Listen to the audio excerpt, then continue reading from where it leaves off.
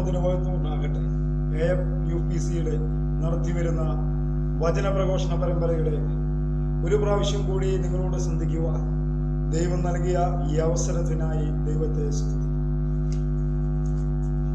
അല്പസമയം ദൈവവചനവുമായി നമുക്ക് മുൻപോട്ട് പോകുവാൻ ദൈവനാമത്തിൽ ശരണപ്പെടും.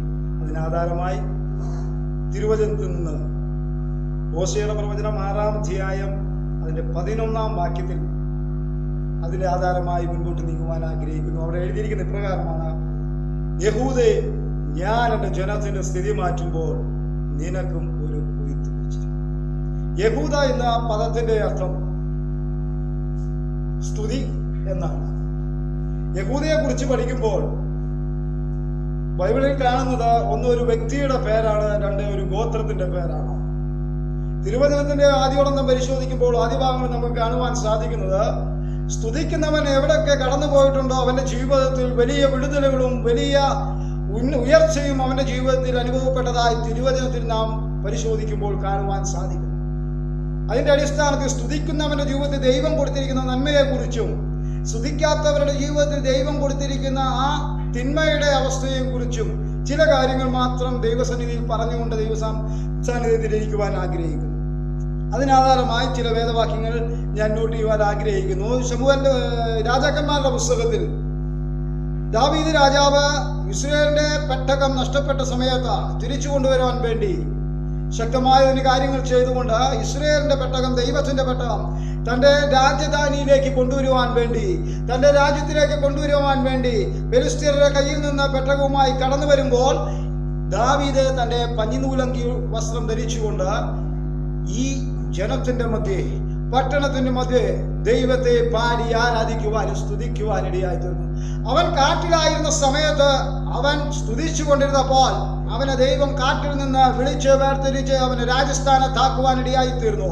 പിന്നെയും അവന് മനസ്സിലാക്കുവാൻ സാധിച്ചത് ദൈവത്തെ സ്തുതിച്ചു കഴിഞ്ഞാൽ ദൈവം തന്റെ കൂടെ ഉണ്ടെന്ന് പൂർണ്ണമായി മനസ്സിലാക്കുവാൻ സാധിച്ചു. ദാവീദ് ദൈവത്തെ സ്തുതിച്ചത് മുഖാന്തരം ദാവീദിന്റെ ജീവിതത്തിൽ ഓരോ ദിവസവും അനുഗ്രഹങ്ങളെ ദൈവം കൊടുത്തതായി നമുക്ക് കാണുവാൻ സാധിക്കുന്നു. താൻ ദൈവത്തെ സ്തുതിക്കുന്നത് പെട്ടകത്തിന്റെ മുൻപിൽ നിന്ന് പട്ടണത്തിന്റെ നടുവിൽ വെച്ച് പൊട്ടനായ ഒരു മനുഷ്യനെ പോലെ ദാവീദ് ദൈവത്തെ ആരാധിക്കാൻ തുടങ്ങി കഴിഞ്ഞപ്പോൾ തന്റെ വസ്ത്രം അഴിച്ചു വെച്ചുകൊണ്ട്, പഞ്ഞിനൂലങ്കി വസ്ത്രം ധരിച്ചുകൊണ്ട് ഈ പട്ടണത്തിന്റെ നടുവിൽ വെച്ച് പെട്ടകത്തിന്റെ മുൻപിൽ വെച്ച് ദൈവത്തെ ആരാധിക്കുമ്പോൾ മീകൾ അത് കണ്ട് ചിരിക്കുവാനിടയായിത്തീർന്നു, തന്റെ മനസ്സിൽ നിന്ദിക്കുവാനിടയായിത്തീർന്നു. അവരുടെ ജീവിതകാര്യങ്ങളൊക്കെ പുറകോട്ട് നോക്കുമ്പോൾ നമുക്ക് കാണുവാൻ സാധിക്കുന്നത് ദൈവത്തിൽ ഒരു പിന്തലമുറ പോലും ലഭിക്കാതെ ഈ ലോകത്തിൽ നിന്ന് മാറ്റപ്പെടുവാനിടയായിത്തീർന്നു. സ്തുതിക്കുന്നവനെ കുറിച്ച് നോക്കുമ്പോൾ അവനെ ദൈവം ഓരോ ദിവസവും അനുഗ്രഹിക്കുവാനും പടിപടിയായി ഉയർത്തുവാനിടയായിത്തീർന്നു. പുതിയ നിയമത്തിലോട്ട് കടക്കുമ്പോൾ നമുക്ക് കാണുവാൻ സാധിക്കുന്ന പൗലോസും ശീലാസും സുവിശേഷത്തിനായി ഒരു ദേശത്തേക്ക് കടന്നു പോകുവാനിടയായിത്തീർന്നു. ആ ദേശത്തെ ശക്തമായി സുവിശേഷം അറിയിച്ചത് മുഖാന്തരം തങ്ങളുടെ നന്മ നഷ്ടമായി, തങ്ങളുടെ ലാഭം നഷ്ടമായി എന്ന് വിചാരിച്ചുകൊണ്ട് ആ ദേശത്തിലെ പ്രമാണികളും പ്രഭുക്കന്മാരും തന്റെ ദൈവദാസന്മാരെ മർദ്ദിക്കുവാനും ശിക്ഷിക്കുവാനും അടിക്കുവാനും ചങ്ങലയ്ക്കിടുവാനും വലിച്ചിഴയ്ക്കുവാനും ഇടയായിത്തീർന്നു. അന്ന് അവർ വലിച്ചിഴച്ച് കാരാഗ്രഹത്തിന്റെ അടുക്കത്തെ തടവിലാക്കുവാനിടയായിത്തീർന്നു. കാരാഗ്രഹ പ്രമാണിയോട് ഇപ്രകാരം പറയുവാനിടയായിത്തീർന്നു: അല്ലയോ കാരാഗ്രഹ പ്രമാണിയെ, നീ ഇവരെ എന്ത് ചെയ്യണം? അകത്തെ തളത്തിലാക്കിക്കൊണ്ട് അവരെ ബന്ധിച്ചുകൊണ്ട് പൂർണ്ണമായി ഉറപ്പ് വരുത്തണം. അർദ്ധരാത്രിയായിത്തീർന്നപ്പോൾ പൗലോസും ശീലാസും ദൈവത്തെ പാടി ആരാധിക്കുവാൻ ഇടയായിത്തീർന്നു. നമ്മുടെ ജീവിതത്തിലൊക്കെ നോക്കുകയാണെങ്കിൽ അർദ്ധരാത്രിക്കും ഇല്ല, രാവിലെ ഇല്ല, ഉച്ചയ്ക്കും ഇല്ല പ്രാർത്ഥനയും ആരാധനയും സ്തുതിയൊന്നും. സ്തുതിക്കുന്നവന്റെ ജീവിതത്തിൽ ദൈവം ചെയ്യുന്ന പ്രവൃത്തി അവൻ വീട്ടിലല്ല, AC റൂമിലല്ല, ഹോട്ടലിലല്ല, അവൻ കാരാഗ്രഹത്തിന്റെ അകത്തുള്ളവരായിരുന്നപ്പോൾ ദൈവത്തെ പാടി സ്തുതിക്കുവാൻ ഇടയായിത്തീർന്നു. അവന്റെ ശരീരത്തിൽ പൂർണ്ണമായി വേദനകളുണ്ട്, ചോര വന്നിട്ടുള്ള അവസ്ഥകളുണ്ട്, മുറിവുകളുണ്ട്. അവരുടെ ജീവിതത്തിൽ പ്രയാസങ്ങളായിരിക്കുമ്പോൾ കാരാഗ്രഹത്തിന്റെ മധ്യത്തിൽ അവൻ ദൈവത്തെ പാടി ആരാധിക്കുവാൻ ഇടയായിത്തീർന്നു. കാരാഗ്രഹത്തിന്റെ മധ്യത്തിൽ പാടി ആരാധിച്ചു കഴിഞ്ഞപ്പോൾ അവിടെ അനേക ക്രിമിനലുകളുണ്ട്, അനേക കുറ്റവാളികളുണ്ട്, അനേക കേസിൽ പിടിപ്പെട്ട വ്യക്തി ജീവിതങ്ങളുണ്ട്.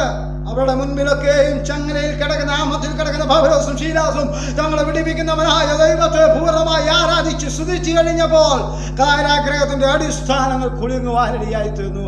അവിടെ ആരാധിച്ചു കഴിഞ്ഞപ്പോൾ ദൈവപ്രവൃത്തി വെളിപ്പെടുവാൻ, വലിയൊരു ഭൂകമ്പം വെളിപ്പെടുവാനിടയായിത്തീർന്നു. ഭൂകമ്പം മാത്രമല്ല, കാരാഗ്രഹത്തിന്റെ അടിസ്ഥാനം കുലുങ്ങുവാനിടയായിത്തീർന്നു.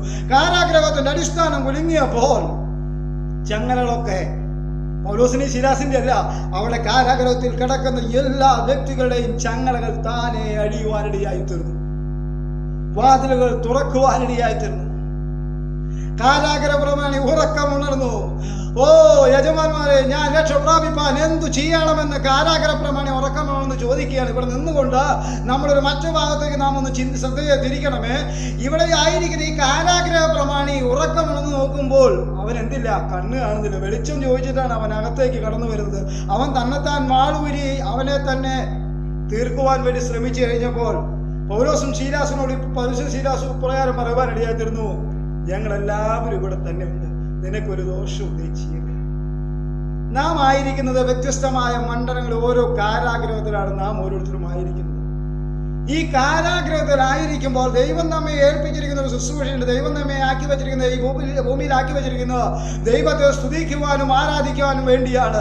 നാം സ്തുതിച്ചു കഴിഞ്ഞാൽ ആ കാരാഗ്രഹത്തിന്റെ അടിസ്ഥാനങ്ങൾ പൂർണ്ണമായി ഇളകുവാനും ആ കാരാഗ്രഹത്തിൽ പൂർണ്ണമായ ഒരു ദൈവ പ്രവൃത്തി വെളിപ്പെടുവാനും ഇടയായിത്തീരും. കാരാഗ്രഹത്തിൽ ദൈവത്തിന്റെ പ്രവൃത്തി വെളിപ്പെട്ടു കഴിഞ്ഞാൽ ചങ്ങലയിൽ കിടക്കുന്ന അനേക ചങ്ങലക്കാർ പൂർണ്ണമായി ചങ്ങലയിൽ നിന്ന് മോചിതരാകുവാനിടയായിത്തീരും. നാം ചെയ്യേണ്ട ഒരു കാര്യമെന്ന് പറഞ്ഞാൽ ദൈവത്തെ ശക്തിയോടെ ആരാധിക്കണം. കാരാഗ്രഹത്തിൽ അർദ്ധരാത്രിയായപ്പോൾ ദൈവത്തെ സ്തുതിച്ചു. നമ്മുടെ വീട്ടിൽ നമ്മുടെ ആയിരിക്കുന്ന ആ സ്ഥാനത്ത് നമ്മൾക്ക് സമയമുണ്ടെങ്കിലും സമയമില്ലെങ്കിലും ദൈവത്തെ സ്തുതിക്കുന്നില്ല. പൗലോസും ശീലാസും അവർ അർദ്ധരാത്രിയിൽ ഈ സുഖമില്ലാതെ വേദന സഹിച്ചുകൊണ്ട് അവർ കാരാഗ്രഹത്തിലായിരിക്കുമ്പോൾ ദൈവത്തെ പാടി സ്തുതിച്ചത് മുഖാന്തരം കാരാഗ്രഹത്തിന്റെ അടിസ്ഥാനങ്ങൾ കുലുങ്ങിയതുപോലെ, അവിടെ സകല വാതിലുകളും തുറന്നതുപോലെ, ചങ്ങലക്കാരങ്ങളുടെ ചങ്ങലകൾ അഴിഞ്ഞതുപോലെ നാം ആയിരിക്കുന്ന കാരാഗ്രഹങ്ങൾ ദൈവത്തെ പാടി സ്തുതിച്ചു കഴിഞ്ഞാൽ അവിടുത്തെ ചങ്ങലകൾ പൂർണ്ണമായി അഴിയുവാനിടയായിത്തീരും. നമ്മളെ മാത്രമല്ല, നമ്മുടെ ഈ കാരാഗ്രഹത്തിലായിരിക്കുന്ന അനേകരുടെ ചങ്ങലകൾ പൂർണ്ണമായി അഴിയുവാനിടയായിത്തീരും. നാം പ്രാർത്ഥിക്കുന്നുണ്ട്, അവരൊക്കെ ദൈവസന്നിധിയിൽ കടന്നു വരണം, അവരൊക്കെ വിടിവിക്കപ്പെടണമെന്നും. നാം ആയിരിക്കുന്ന രീതിയിൽ നാം ദൈവത്തെ ആരാധിച്ചു കഴിഞ്ഞാൽ ദൈവത്തിന്റെ വലിയ പ്രവൃത്തി വെളിപ്പെടുവാനിടയായിത്തീരും. നമ്മെ ആക്കി വെച്ചിരിക്കുന്നത് ദൈവത്തെ സ്തുതിക്കുവാനും ദൈവത്തെ ആരാധിക്കുവാനും വേണ്ടിയാണ്. നാം ആയിരിക്കുന്ന കാരാഗ്രഹത്തിൽ ഇന്ന് പൂർണ്ണമായ ഒരു തീരുമാനമെടുക്കുക. ഏത് സമയത്തും ദാവീദ് പറഞ്ഞതുപോലെ രാവിലെയും ഉച്ചയ്ക്കും വൈകുന്നേരം ഞാൻ എന്റെ സങ്കടം ബോധിപ്പിച്ച് കറിയുമെന്ന് പറയുന്ന പ്രകാരം ദൈവസന്നിധി ദൈവത്തെ സ്തുതിച്ചു കഴിഞ്ഞാൽ കാരാഗ്രഹത്തിന്റെ അടിസ്ഥാനങ്ങൾ കുലുങ്ങുവാൻ പോകുകയാണ്. ഈ ദിവസങ്ങളിൽ ദൈവിക പ്രവൃത്തി വെളിപ്പെടുവാൻ പോകുകയാണ്. നാം എഴുതി വെച്ച് പ്രാർത്ഥിക്കുന്ന വിഷയങ്ങളുമേൽ, നാം കരയുന്ന വിഷയങ്ങളുമേൽ ഈ ദിവസങ്ങളിൽ മറുപടി ലഭിക്കുവാൻ പോകുകയാണ്. കാരാഗ്രഹ പ്രമാണി ചോദിക്കുകയാണ്, ഞാൻ രക്ഷ പ്രാപിപ്പാൻ എന്തു ചെയ്യണം? നമ്മളായിരിക്കുന്ന കാരാഗ്രഹങ്ങളിൽ ഓരോ പ്രമാണികളും നമ്മുടെ അടുത്ത് കടന്നു വരണമെങ്കിൽ ദൈവത്തെ ആരാധിച്ച് സ്തുതിച്ചെങ്കിൽ മാത്രമേ അവർ നമ്മുടെ അടുത്തേക്ക് കടന്നു വരുവാനിടയായിത്തീരൂ. നാം ഒന്ന് സ്തുതിക്കുവാൻ തയ്യാറായി കഴിഞ്ഞാൽ ദൈവത്തിന്റെ പ്രവൃത്തി വെളിപ്പെടുവാനിടയായിത്തീരും. നാം ഇതിന് തീരുമാനമെടുത്താൽ ദൈവം നമ്മെ പൂർണ്ണമായി അനുഗ്രഹിക്കുവാനിടയായിത്തീരും. ഇപ്രകാരം ഒന്ന് ശ്രദ്ധിക്കണേ. ഒരു കാര്യം ഞാൻ പറയാം. എല്ലാവരും ഈ കരിക്കട്ട കണ്ടിട്ടുള്ളവരാണ്. ഞാൻ ഇപ്രകാരം കേൾക്കുവാനിടയായിരുന്നു, കരിക്കട്ടയെ കുറിച്ച് ഒരു കാര്യം കേൾക്കുവാനിടയായിരുന്നു. കരിക്കട്ട നാം എല്ലാവരും കണ്ടിട്ടുണ്ട്. ഈ കരിക്കട്ടയുടെ ഗുണം എന്തുവാ? എത്ര പ്രാവശ്യം എത്ര വർഷങ്ങളോളം പാലിലിട്ടാലും കരിക്കട്ടയുടെ കളറ് എന്ത് ചെയ്യില്ല, മാറില്ല. എന്നാൽ ഈ കരിക്കട്ട നമ്മളെ റോഡിലോ അല്ലെങ്കിൽ മഴയത്തൊക്കെ വിളിച്ചു വരുന്ന കരിക്കട്ടൊക്കെ കാണുമ്പോൾ ചവിട്ടി കൂട്ടും. ഇതിന്റെ മുകളിലൊക്കെ നമ്മൾ കയറിയിരിക്കും, ഒരു കുഴപ്പമില്ല. കരിക്കട്ടയ്ക്ക് വേറൊരു ഗുണമുണ്ട്. ഇത് കൊല്ലന്റെ ആലയിൽ കടന്നു പോയി കഴിഞ്ഞാൽ ഇത് ജ്വലിക്കുന്ന ഒരു സാധനമാണ്. ഇതിന്റെ കളറൊന്നും മാറും. നമ്മെ വിളിച്ചിരിക്കുന്നത് ശോഭിക്കുവാൻ വേണ്ടിയാണ്. നാം ഒന്ന് ശോഭിച്ചു കഴിഞ്ഞാൽ ഒരു ദുഷ്ട വ്യാപാര ശക്തിയും നമ്മെ തകർക്കുവാനിടയായിത്തീരില്ല. നാം ഒന്ന് കത്തിക്കഴിഞ്ഞാൽ നമ്മെ കൂടെ അനേക പച്ചിരുമ്പിനെ അടിച്ച് മൂർച്ച കൂട്ടുവാനിടയായിത്തീരും. നാം ഒന്ന് എന്ത് ചെയ്യണം? കത്തുവാൻ തയ്യാറാണ്. നാം ഈ നാളുകളിൽ കത്തിക്കഴിഞ്ഞാൽ ദൈവത്തിന്റെ വലിയ പ്രവൃത്തി നമ്മളിൽ കൂടെ, നാം ആയിരിക്കുന്ന കാരാഗ്രഹങ്ങളിൽ, നാം പ്രാർത്ഥിക്കുന്ന വിഷയങ്ങളിൽ അനേകരുടെ മേൽ ദൈവത്തിന്റെ വലിയ പ്രവൃത്തി വെളിപ്പെടുവാനിടയായിത്തീരും. നാം എന്തിന് തയ്യാറാവണം? സ്തുതിക്കുവാനും ആരാധിക്കാനും തയ്യാറായി കഴിഞ്ഞാൽ ദൈവത്തിന്റെ വലിയ പ്രവൃത്തി വെളിപ്പെടുവാനിടയായിത്തീരും. നമുക്കൊരു കാര്യം ചിന്തിക്കാം. ഈ ഹോശേയുടെ പുസ്തകത്തിൽ പറയുന്ന പ്രകാരം, യഹൂദേ, ഞാൻ എൻ്റെ ജനത്തിന്റെ സ്ഥിതി മാറ്റുമ്പോൾ നിനക്കും ഒരു കൊയ്ത്ത് വെച്ചിരിക്കുന്നു. നാം എല്ലാവരും കൊയ്ത്തിന് വേണ്ടി ആഗ്രഹിച്ച് പ്രാർത്ഥിച്ച് മുൻപോട്ട് നീങ്ങുന്നവരാണ്.